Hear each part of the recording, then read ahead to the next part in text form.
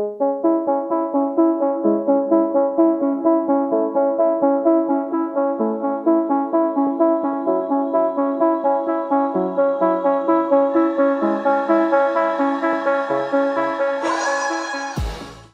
welcome to the Blackout podcast where I get to talk to amazing people who do amazing things. And today I have, oh man, okay, so you do so much. But I'm going to say relationship coach, Vaasjo. Thanks for coming to the podcast. Thanks for having me. Okay, so I think we'll get to the relationship thing, but the one that really stuck out to me was this farmhouse you decided, hey, I'm going to rebuild this thing. What's the story there? Oh my gosh. Okay, what's the story? Where does the story start is the first question. Where did it start? Yeah, bought the farmhouse when I had a farm with my son's father. So we had cattle, chickens, we were doing the whole livestock commercial farming thing. I didn't know that. Yep, 50 acres, huge barn, huge house.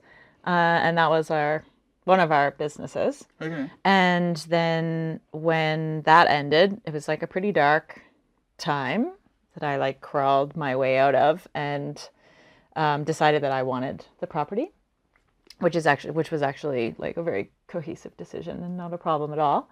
But then when I finally like was the only owner on that property, I was like, let's gut the place. It needs to be fresh. Holy shit. The house needed so much, and it had so much potential to just be like such an epic space, and I had so much vision around it. Oh, I was just like, let's go. Okay, so what I thought was like, okay, wait, what were some of the visions you had for this space? Well, it was a big, beautiful space, like really well positioned on the land, and the inside of it was just done very unthoughtfully. The spaces didn't flow. There was walls in weird places. It didn't have outlets or like lights hardly. Just it needed so much. It needed like new chimney, but now have a big beautiful wood stove. Just stuff like that. And I just wanted to have I've always wanted to have a really nice space for people to come to. And I was like, it's gonna be a ton of work, but it has all the potential. And like, how long did it take? Almost 2 years. Wow. I wasn't working on it like steady. It was pretty displacing to try to renovate an entire house while you still lived there. So I had to do it in pieces. Yeah. I'm like, for some reason, I thought it was just on its own. And then oh my God. There was one point when my builder was like, I was like, why is this so hard? And he was like, Casey, nobody does this. Nobody lives in their house while it's gutted. Yeah. And I was like, oh yeah, that is hard. yeah, that's what I was just thinking. Like, wait, what? Okay, I didn't know that was behind it. So it's all done now, and as much as it's gonna be for now. Okay. Yeah, I'm done. Okay, basically where we get to. Okay, so yeah, the farmhouse is so interesting to me. I want to hear that story a little bit. But so, relationship coach, what's the story there? Yeah, I work with sexuality and with relationships, and it's always been a passion of mine. Like I told you, I was a nonviolent communication trainer for a long time, and I'm also a mediator. And so, yeah, I always had this thread of passion of like figuring out the space between people and how you can optimize it, like how you can skill build so that you can manage that space really well. And sadly, I think that like so many people are in relationships that are dysfunctional and that create a lot of pain. And I don't think it has to be that way. And helping people learn those skills and learning how to be in relationship really well so they can be really fulfilling and really pleasure-filled and really nourishing spaces for people in their lives is like a deep passion of mine. Where did that come from? I think it's always been there. You know, there's that phrase that I really resonate with that's like, as an adult, you become what you most needed. Right? And so, I always struggled feeling safe and feeling heard and feeling cared for in my like main relationships growing up and in young adulthood, and was always really driven to be like, what are the ingredients that makes this work really well. And then that sort of branched into sexuality because, sexuality is sort of the next level of that. It's like, how do you then do sexuality really well? And so yeah, let's talk about the nonviolent communication thing. What is that? it's a conflict resolution modality. Okay. It's like a reframing of how we approach conflicts, like a 4-part model.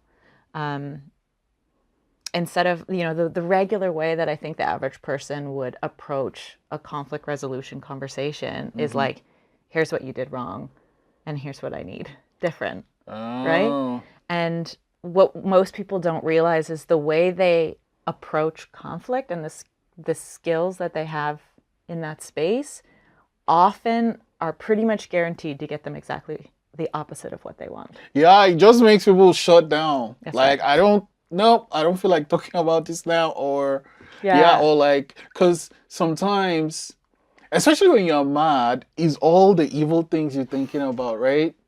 Anyway. And it's just so tempting to just like make the other person wrong, which is like a place of not very much awareness. And I carry the belief that is like maybe a little bit fringe, where I think conflict is one of the most powerful places for building intimacy.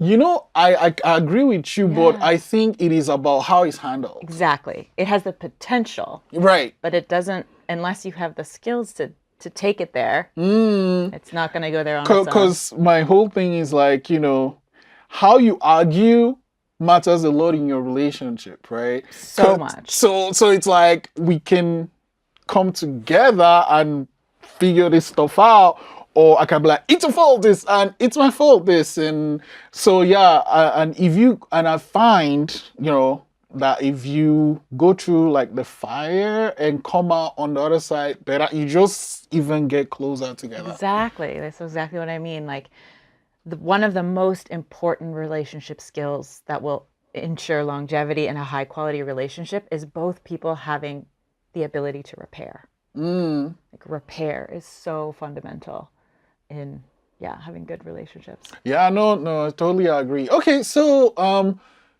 like, was this so okay, so you did a non-violent thing. Why did you decide to study take the course? You had to take a course for it, right? For nonviolent communication. I had to do a little bit of like more like skills assessment. Oh, okay. But why did you decide to do it?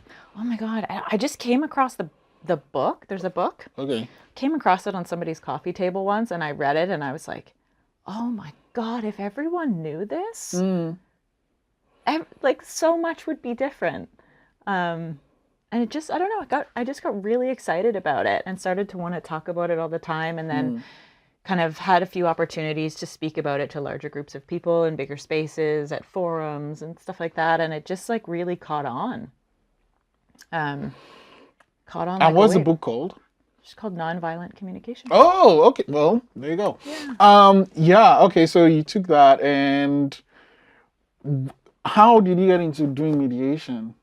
So from that actually, because a lot of people who would see me speak or see me teach about it, they would say, can you come and work with my family? Can you come and like help me and my partner? And I would, but I was like, oh, I'm missing a little bit of a skill set here, because this is different than teaching. This is active. Oh, I am teaching them skills, but Right. I'm also kind of hosting their repair conversation, right? Which is what mediation is in a way.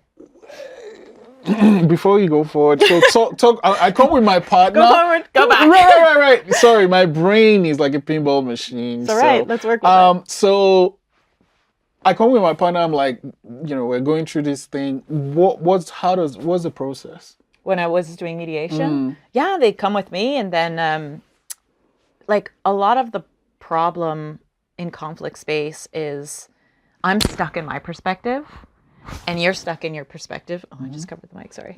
You're stuck in your perspective, and there's a little bit of rigidity. That space in between us is not vulnerable and open. There's a fear barrier there, where it's like, I'm afraid of losing you, of upsetting you, of whatever, and you're afraid of the same. So we actually fall back into, you actually go into a part of the brain when you're activated in fear that's like survival brain, primal brain.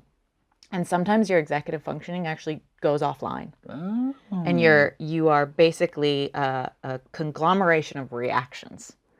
And so when people get in that space, it's like, it's very, very confusing what the path out of that is. You know, it's interesting you said that, because I was watching, I think, a video, and this lady was talking about what happens with the brain when you're like scared. Say, so Yeah. it's like if a lion is chasing you, your brain is going to think, I need to get out of here. I need to do what I need to do to survive. Your brain is not going to say, was that a lion? Was that a tiger? Was that a thing? So those parts of yourself that would reason kind of shuts down. Exactly. And she was like, that happens when you're angry. So it's like, Oh, when when you're you're angry, scared. just don't, or you're scared, just, move away. Exactly. So then part of what I would offer those spaces is almost helping rehumanize both parties to each other. Like, ensuring people really feel heard, you and then you. And so instead of talking about what's wrong, we often talk about like, how do you feel and what do you need? You know, because maybe you say like, you ignore me all the time. But like, if we have a conversation about how you're not getting the consideration and attention that you need, it's a very different conversation, right? So I was bringing those skills into those spaces. And what's really cool about the work that I do now is I work mostly with individuals now who want to learn how to grow out of those patterns that they bring into that conflict space. Like, where those patterns came from is usually their childhood. It's like a pattern or a program, I should say, that their nervous system runs. Yeah. And they want to learn how to do that better. Everything comes from being a kid. Yeah. And then the cool part is that often, like, I do parts work, which is where people get to interact with, because we're not like one thing, right? None of us are one thing. We are like many things that are integrated into a whole, and those things are not always well integrated. So yeah, so I get to sometimes chat with a person and then a part of that person, and I get to mediate that conversation, which is really, really cool. To help someone actually not be in conflict with themselves. That's a super powerful place. Okay, so you were doing the mediation and then you noticed there was more you had to do. What was the more you had to do? The mediation was, it got pretty heavy being in conflict spaces all the time, right? And the trajectory I'm about to tell you, I hear it from couples therapists all the time who are like doing couples therapy work. And they're like, you know what? If these people didn't experience so much pain in their childhood, they wouldn't be acting the way they're acting now. And so the couples therapist will often just start working with parents and children, because it's like, let's deal with this at the root, right?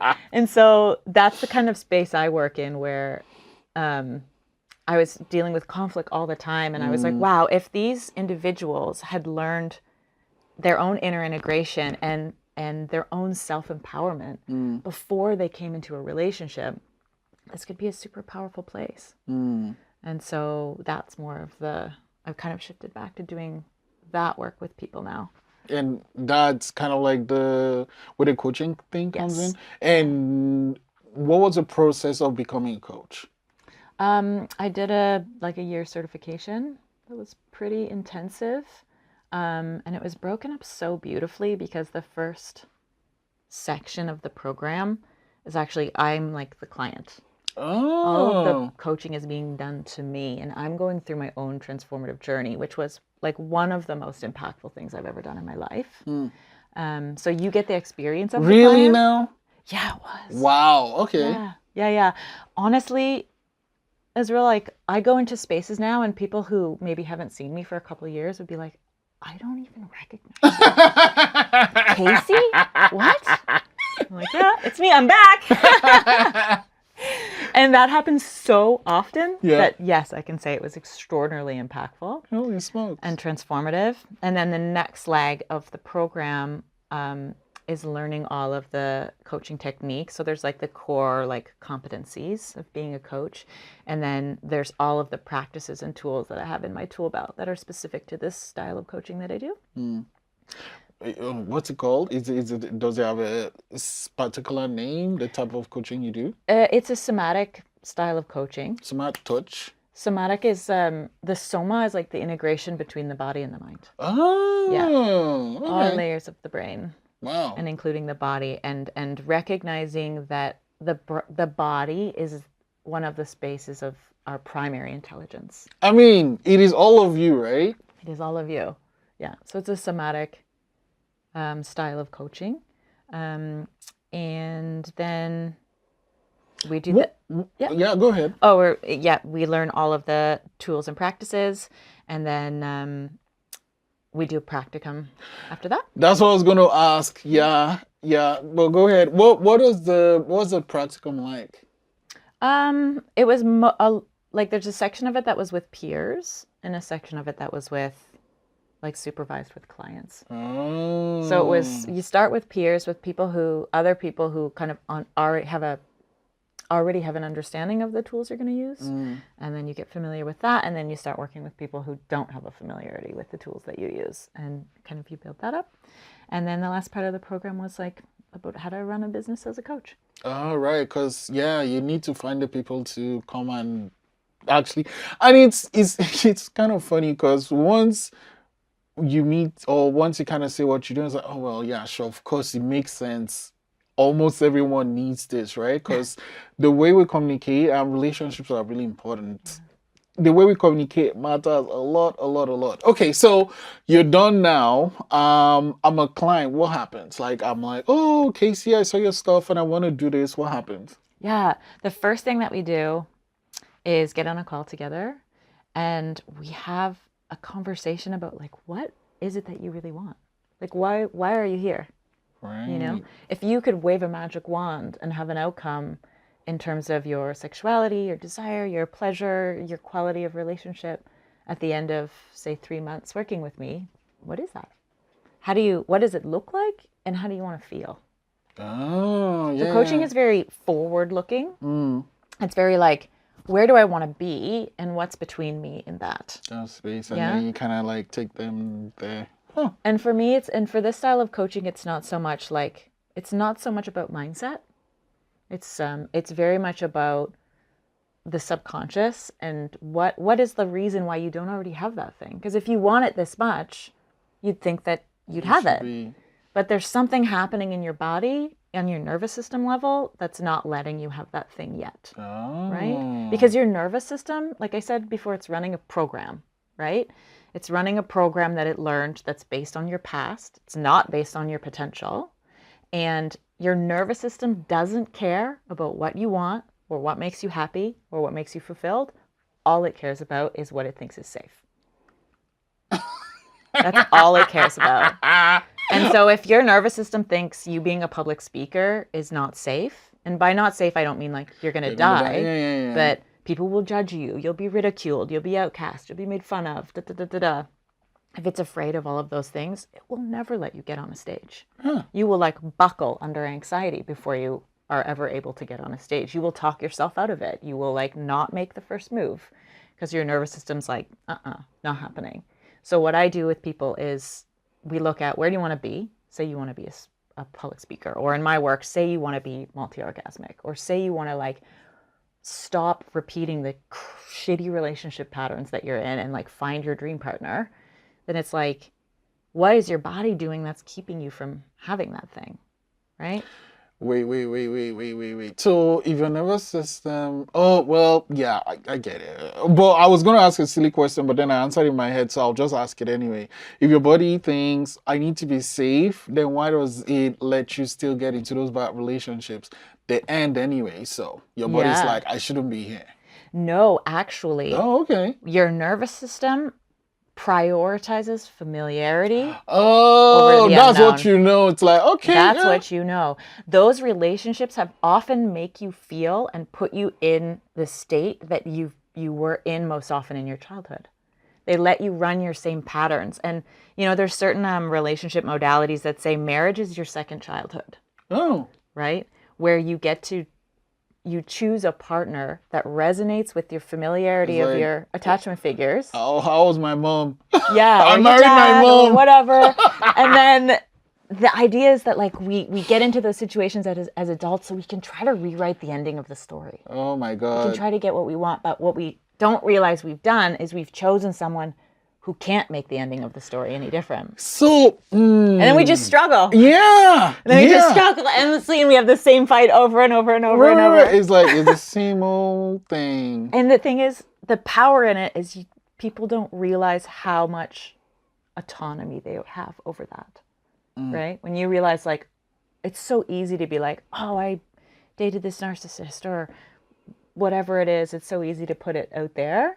And that's not like victim blaming. It's saying that like once you realize that you have a lot of power inside of you to change that space, the story changes. Wow. That's powerful. That's powerful. So, I mean, obviously you don't work with parents and stuff and kids, right? But like... I work with people and their inner child. Yeah, I do. So like, I guess, what is... this is really, man, this is going off on a tangent, but the question just jumped into my head. It's like, if most of kind of what people go through is from their child, what are some, say 2 or 3 right things parents can do for their kids? Beautiful question. Listen to your kids. What? They don't know anything though. Like, no, they don't know anything and they need to learn from you. Okay. But like, okay, imagine the kid, I'm going to give you a scenario. Imagine the kid comes home and they're like, Dad, I want to dye my hair blue. And it's like, you're not dyeing your hair blue. No kid in my house is having that. We're going to stand out and look stupid. Absolutely no way. Right? And that's the parent being reactive. Right, so imagine a situation where then Dad says, well, yeah, I hear you want to dye your hair blue.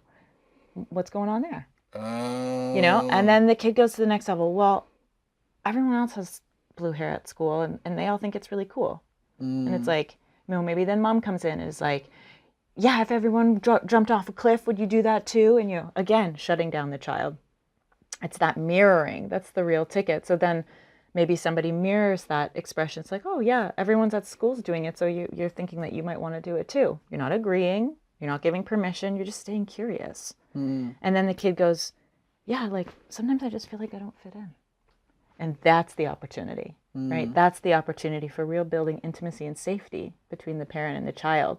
But if the conversation stops on all those surface levels, you never get there. Right. And that kid learns that the things I want and the things I'm afraid of and the things I'm confused about are not safe to bring to my parents. Right, and they find... and then we go into adulthood with all of these ways that we contort ourselves to try to be accepted by other people. So how does, I guess, that affect sexuality then? Like, or does it?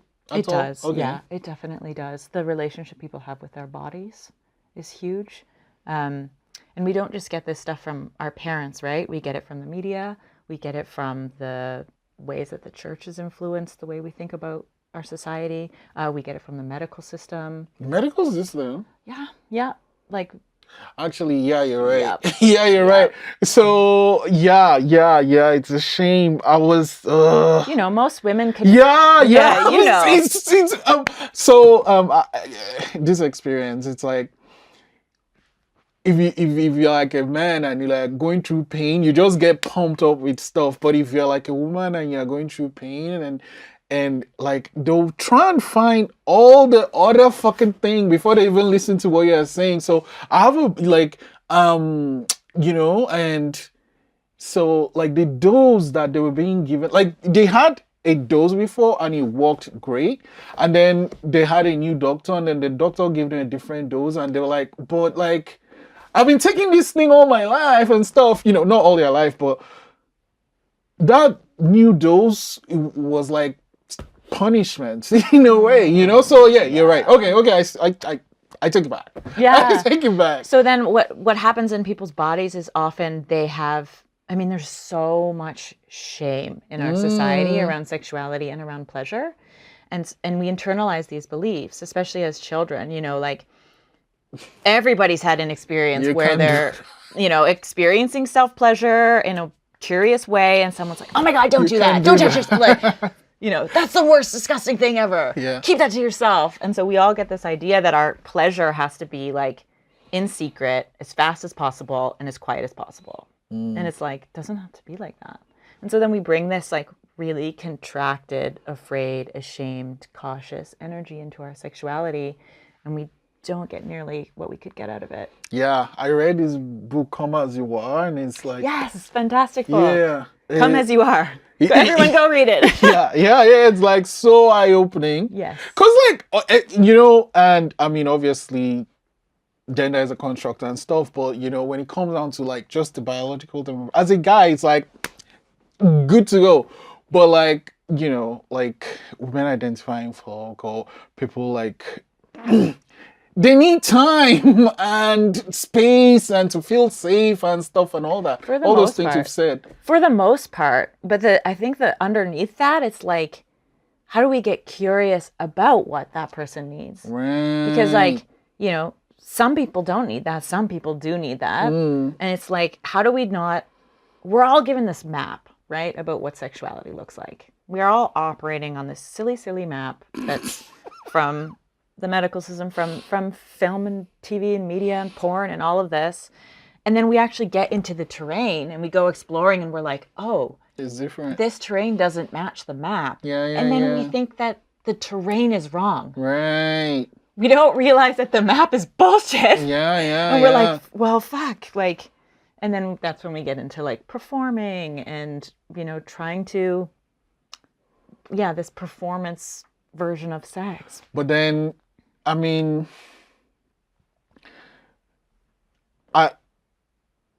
how much, I guess, autonomy comes from like, as in how much of does the person have like, okay, I have to like find what I want, and before I even like get to the point of asking for what I want, you know what I mean? That's the work I do. Oh. It's like the same thing we were talking about those blocks. It's like, well, maybe I don't feel that much pleasure, but maybe I don't even believe that I can. Oh my God. Right? Or maybe my body says, if I could have ecstatic full body orgasms, like everyone would reject me. Like something is wrong with the person. Someone was wrong with me. I would feel so much embarrassment to like be in that much pleasure, because every time I've experienced, sought out pleasure in my life, I've been shut down. That's messed up. It's messed up, but we can rewire that. So, okay, so you go through and find where they need to go, and then what do you do with them for the 3 months you have, or the time you have? Yeah, we meet mostly pretty much every week. I mean, I see most of my clients weekly, and the cool part about coaching is that it's a container. So I'm like, we're going to go on this ride together. We're figuring where you start from. We're figuring out what kind of things are in the way. And some of those we discover on the journey. And we're figuring out where we want to get to at the end. And then I'm with you on that whole ride, right? I'm not just like there for an hour every week so that you can talk to me about how the week went, right? I'm going to design a program for you that's custom to your needs. We're going to meet every week for about an hour and a half. And there's a beautiful like containment around our sessions. So for example, with my clients, always starting the beginning of the session, we talk about, what are you celebrating about yourself? And this is very different than a gratitude, because a gratitude is something that you don't necessarily have any autonomy over. But I make my clients pay attention in the week to the places where they won, the places that they can brag about their own growth. And then I get them to tell me those things at the beginning of the session, and it reattunes our focus to like, what's going wrong, to like, where am I actually doing well, right? So that's like the kind of frame we build around the session, and then we'll do a somatic practice together almost every session, which I will, kind of choose from my tool belt based on where they are on their path. And then usually there's homework. Which is totally optional for people, but it's ways that, because you're rewiring pathways, right? We have these ways in which we we act in the world that are like deep ruts. You know, you throw a ball down a hill and it's going to go into the rut and follow the rut down the hill, right? It's like, this is all I know to do, so I'm going to do that. That's right. And we're not even aware that that's happening. And so what we do in the session is we start to carve new ruts that are actually going to get the client what they want. And it re-empower them, which is a huge part of it. And then the practices are ways that they can keep working on those ruts in between the sessions. Small things, you know. And then we meet again the next week and the process goes on. And we kind of shift our design as it goes through, and then I'm available for people if they need accountability or if they've had a big celebration in the week and they want to be witnessed in that. So I mean, 3 months would be 10 sessions, give or take. Okay. And by that time would they be equipped to kind of just like do their stuff themselves, or do they need to come back to you? Totally depends on the person. Okay. Where they're starting from and where they want to get. You know, if they're coming in with just one specific thing that they want, we can make a huge change in 3 months that they will then just carry forward. If they're, it just depends on the person. It's up to them. Yeah. Wow. How much Okay. they want. And so it's almost organic, and for you, like when you're doing that first, I don't know, 3 months of being a client, how was that experience? I know you said it was very impactful, but like what about it made impactful for you? Just like so many aha moments of like, oh, that's why that is. So many moments of like, wow, this pattern used to disable me. And now I have so many tools around it. Or, you know, I'll be moving through my life and I'll feel like this flare of an anxiety pattern or this flare of a fear pattern. And now I know where they come from and I can hold them really lightly. I think that one of the most important mindset shifts about healing that is helpful for people is that the things that we hate about ourselves don't actually go away. That's not the path, you know, and entering into a healing space being like, these things are wrong with me. And if they just went away, my life would be amazing. Right. But that's self-rejection. That's not self-empowerment. Oh, okay. Right. So what I actually help people do is make a new relationship to those things, give them a place, show them acceptance, show them love, and then don't let them have the driver's seat. Yeah. I have this image that I love, this metaphor for people of a queen or a king or a royal, if you have no polar gender. And the visualization is like the royal is like sitting at a table, sitting in a throne room maybe, and all of the parts of them are coming in and petitioning and saying like, I want this, or I think we should lash out now, or like, I want to collapse, or I want to quit this thing. And they're all like giving their 2 cents in our life, right? And I think when you get to a place of empowerment, those things don't get up on the throne and make the decisions anymore. You're touched in with a version of yourself that can embrace all of that. You're like, I hear you, I hear you, I hear you, I hear you, but I'm gonna choose. Yeah, I'm gonna choose what we do. And how, I guess, does a person ensure that choice being made is the right one? Yeah, because when you're being taken over by patterns, you're not operating in alignment with yourself, right? And there's an integrity to making it a choice.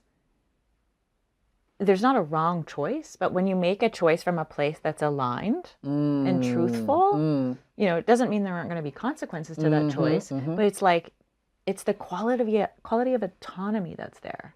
It's like, I chose this. I didn't just collapse into this pattern. I'm making a choice now. And I might learn from that choice and I may make a different choice next time.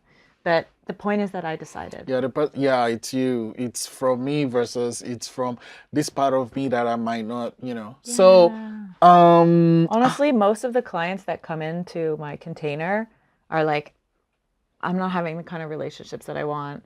These weird things are happening to me around my sexuality. I don't know who else to talk about it with. And then when we get really talking about it and kind of dig down into the layers, often where the clients land is like, I'm not living my life in a way that's true to me. where that comes from childhood too. Of course. Everything is like, oh my god, fuck. Honestly, we all think that we have personalities. We're like, oh, this is my personality. But like, really, we're just a whole bucket of coping strategies.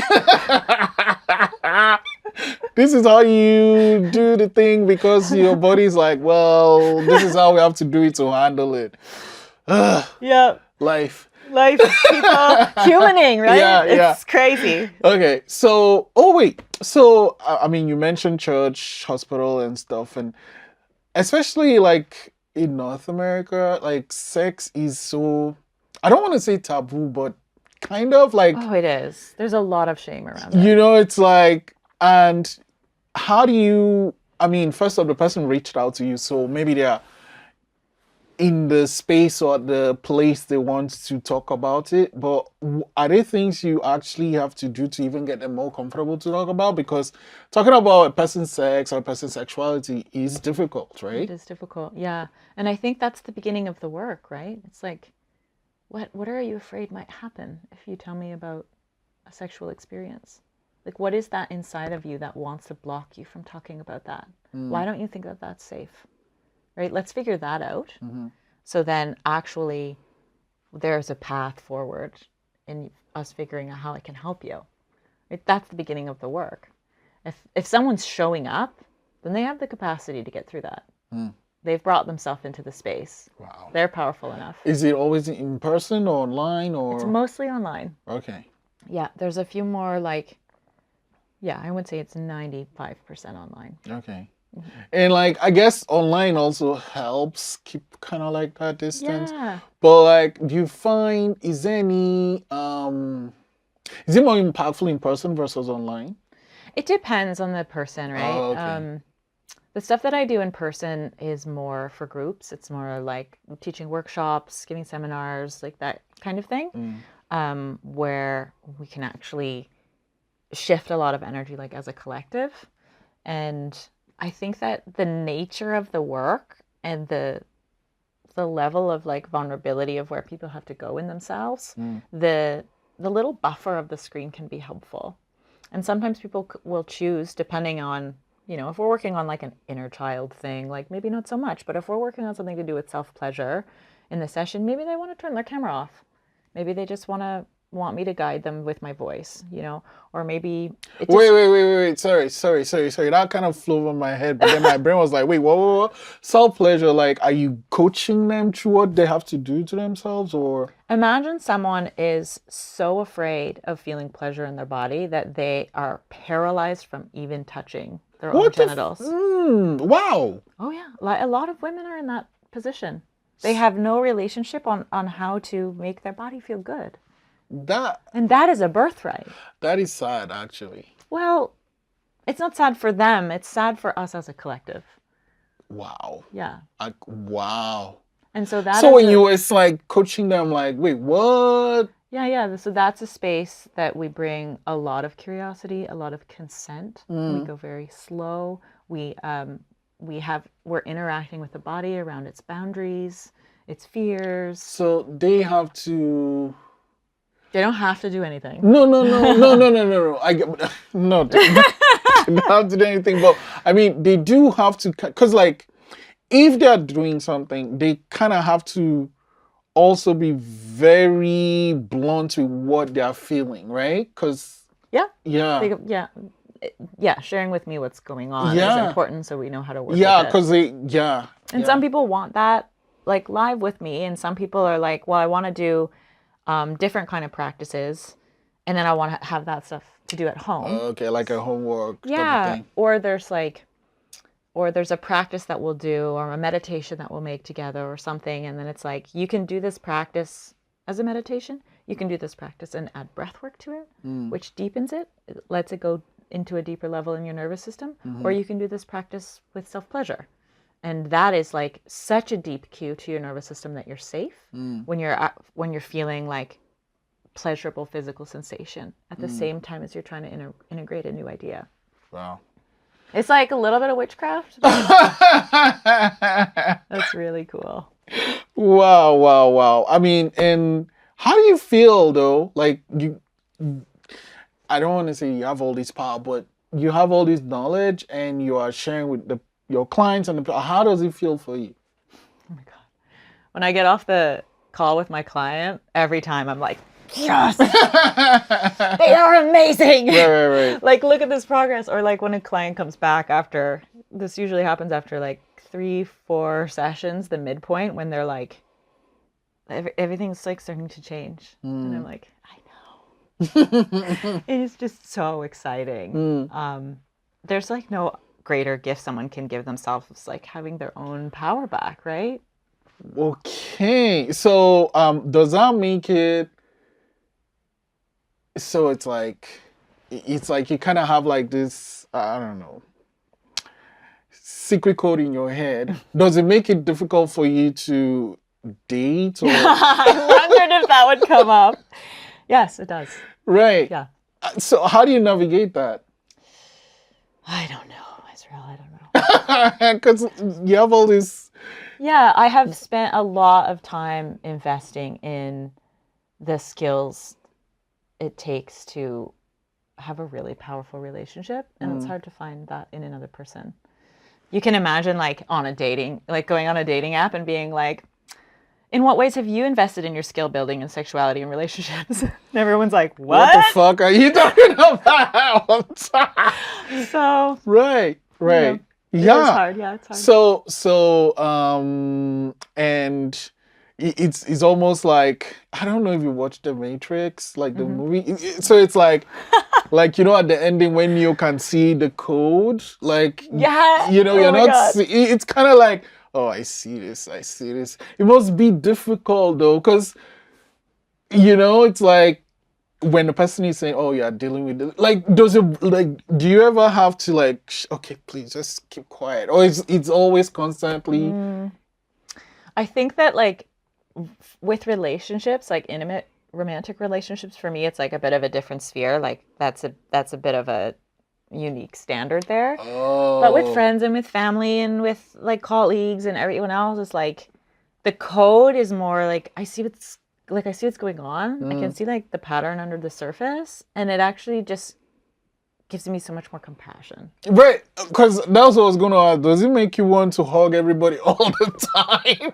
It's like when someone, like some lady at the store is like screaming at me, I'm like, it's okay to receive love. I love you. Not actually. And I still have my triggers. I still am reactive to people. I still have certain behaviors that bother me to be around, and the work is never done. Right. That leads me to the next thing. So, I mean, even though you're kind of like, the master now, in those kung fu movies, you kind of start like a student and now you're the master, but you kind of have to keep learning though.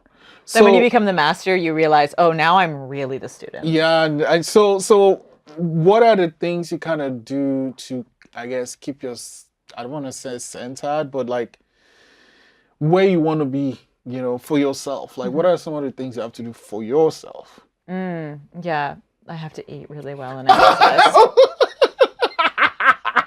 Okay. No, I have to stay like actively engaged with my body. I have a coach. I see a coach every week. So I'm like very engaged in dealing with my own bullshit. That's an important part of it. And I learn so much from my clients. Like, it's such an honor to be in that space with people so often. It's so intimate. Yeah, it's really a privilege that gives me a lot of nourishment. How do you handle that privilege, though? How did what? Handle that privilege? How do I handle that privilege? Oh my gosh, with as much grace as I can. Yeah, it's a state of like recognizing when someone trusts you enough to reveal those parts of themselves to you and their confusion and their struggle. It's like you know, immediately for me, it's like, how do I make the safest cradle for you to unpack some of this stuff? And yeah, it's really an honor to be given that opportunity. Okay. We talked about something parents can do for their children. Just listen to them. I mean, it can't be the same thing, but I guess in relationships, same thing. Is it the same thing? Oh my gosh. Here's a power phrase. Ready? What? Ready? That makes sense. You guys don't realize how powerful it is to just let someone's experience be what it is. We are so ready to change everybody's experience, often in our self-defense, right?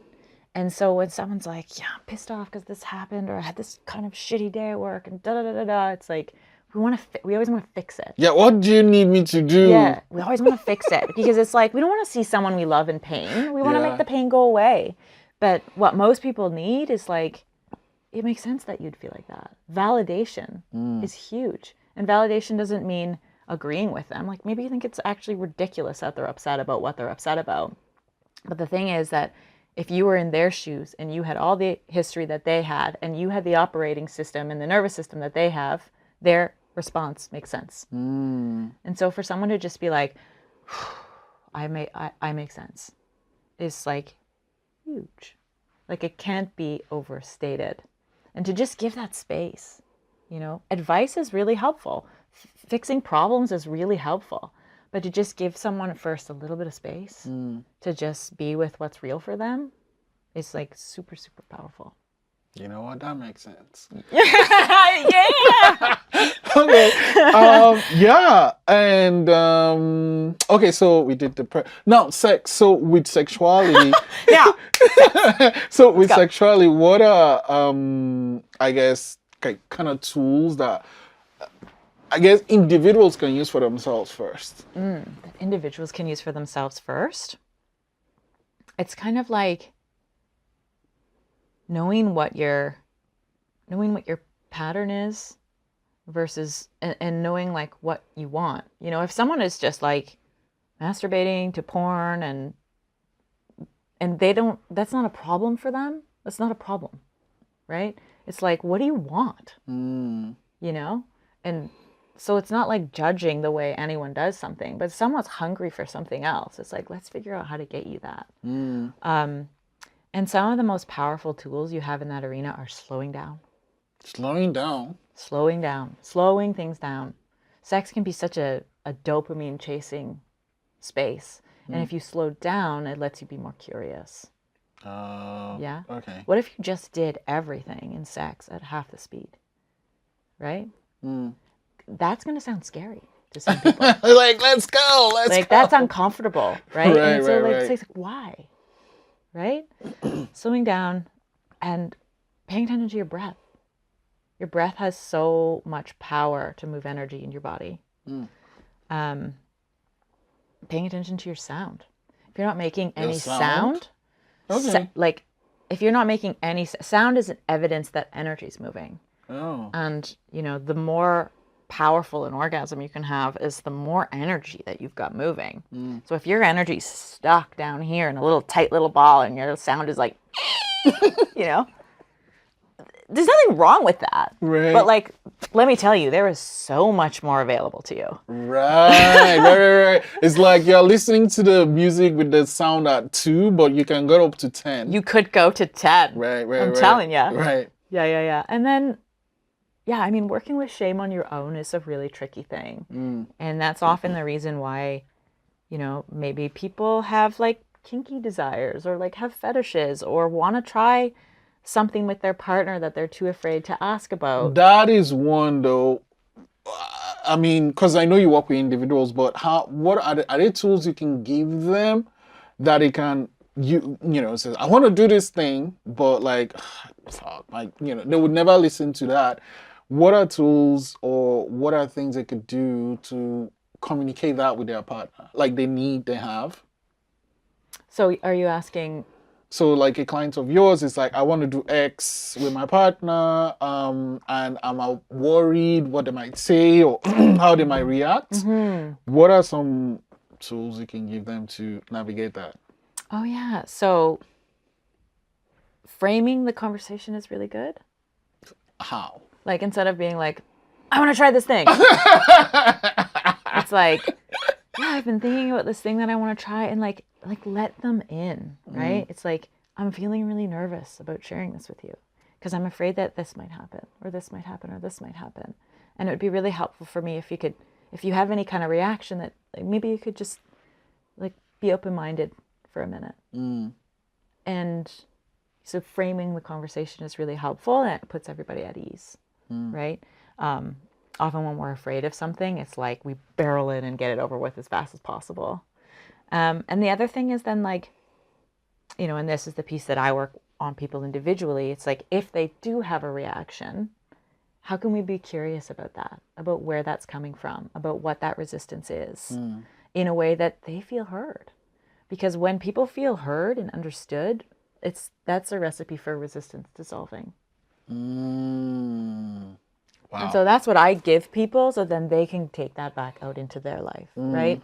I am holding for them in our space of, I am going to see you, I am going to witness you as the expert on your own healing. I'm going to witness you as being completely in line with your truth. I'm going to reflect back to you constantly that you make sense until you believe it. How do you, I mean, there's got to be difficult sessions, right? There has to be, like, when you have a difficult one, does it get too much? And if it ever does get too much, how do you handle that? What kind of too much? Like, okay. Like intensity wise? Yeah. I have a high threshold for intensity. Oh, okay, that helps. Yeah, it's important for me to remember that the session is not my agenda. Right. I can come in with a plan. This happens a lot, actually. I'll come in with a plan. I'll come in with a whole tool that we need to do. This happened to me very recently with a client. It was a tool that we were going to use, a practice that we were going to do. It's called Liberating the Family Dynamic. So we actually really engage with some of the levels of stuff we've stored around our parents. And we sat down to do it, and I gave her the first instruction, and she was like, I'm totally blocked. I can't do this. And what does our like modern school system do? It's like, well, you need to do it. There's something wrong with you, right? And sometimes in these spaces together with me, it's the first time where someone's experienced someone holding them in a way that's like, well, then that's what's true for you. Then we're going to work with that. Forget the plan. This is what's coming up for you. This is what's showing up from your body saying, I need attention. And so it's like, okay, what's that block? What does that feel like? You know, where is that in your body? How do you know? If that block in your body had a voice, what would it say? What's it afraid of? You know, and really going in there, because that's the work. And then, you know, if we move through that and we do the practice, maybe we do the practice. Maybe we don't. But I trust my client's body to know what they need. Yeah. Wow. Okay. You know what? This has been very enlightening, and I have so many questions, but I'm gonna. You want one more funny piece about intensity? Sure. I have one incredible male client, big guy, and he's wrestling with a lot of anger. And this was a session we did in person, and I showed him this technique that you can use for your body for releasing anger. Because a lot of people, especially men, like clamp down on their anger. It's not safe for them to be angry, right? They'll be considered a threat or dangerous. And it's like, no, this anger's in your body. It needs to move. I'm going to show you like a safe way that you can move it. And so we're doing this practice. In the middle of it, he turns to me and he's like, I'm going to break your couch. And I was like, it's all good. Just keep going. You're doing amazing. Broken couch is worth it. Let's go. Okay. Right. It was great. It was like, yeah, very powerful for him to have a space where he could feel safe expressing that much anger and know that it's not going to affect me. Yeah.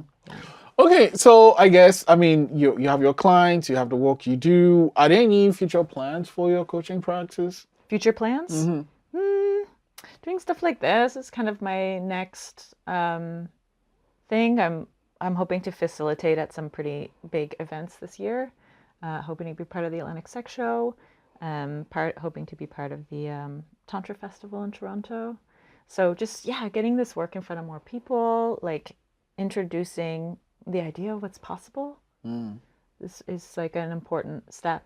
And then, when people say like, yeah, that's for me, I want that, then I have a space that they can come to. And why is all this stuff you're doing important to you? I don't know. It's my mission. I can't help it. It's like, why do you like green? It's like, well, I just like it. You like green? This is I do like green. Right? It's my yes. Okay. When I listen to my body, doing this work is the biggest yes. Okay. I I guess we have to do a part 2 of this. We have to do a part 2 of this, but I usually send guests away with this question. What's something that's happened to you before you were 17 that's played a huge role in who you are today? Played a huge role. Oh gosh. I think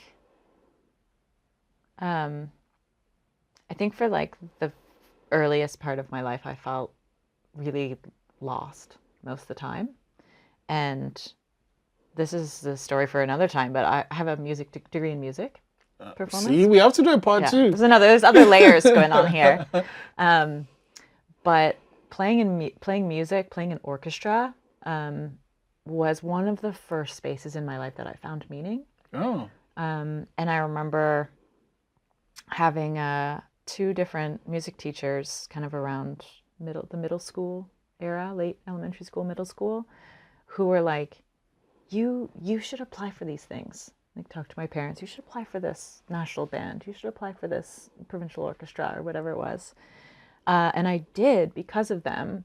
And those spaces that were like outside family, outside of school, outside of extracurricular, where I got to make music with large groups of people, was one of the first places I felt like I found meaning and I felt like I belonged. And that was a really powerful sensation to put in my body every time I played in orchestra, that I could then take forward in my life and use as a guide. Wow. Where do I feel like I belong? Yeah. So, orchestra.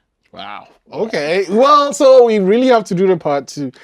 You've shared how parents should take care of kids and stuff, and how partners can do stuff. So to me, that's bringing a little bit of magic to the show. And I'm going to let you go with a little bit of magic of my own. So here you go. You can write a number between 1 and 60. Don't show me. You can show any of the cameras when you're done. Between 1 and 60. 60, yeah.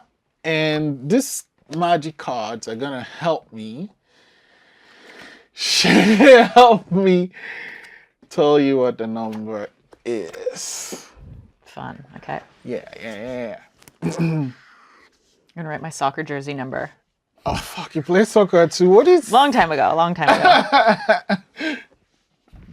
Okay. So your number is going to be in at least one card, but it could be more than one card. Oh, okay. Right. So is your number here? Yes. It's not there either. Oh, that's not good. I think she's the wrong number. You're so special. I've not had one card in... Jeez. Wow. Okay, I know what your number is. 16. What? Here we go.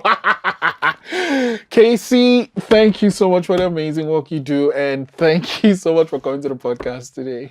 Thanks for having me.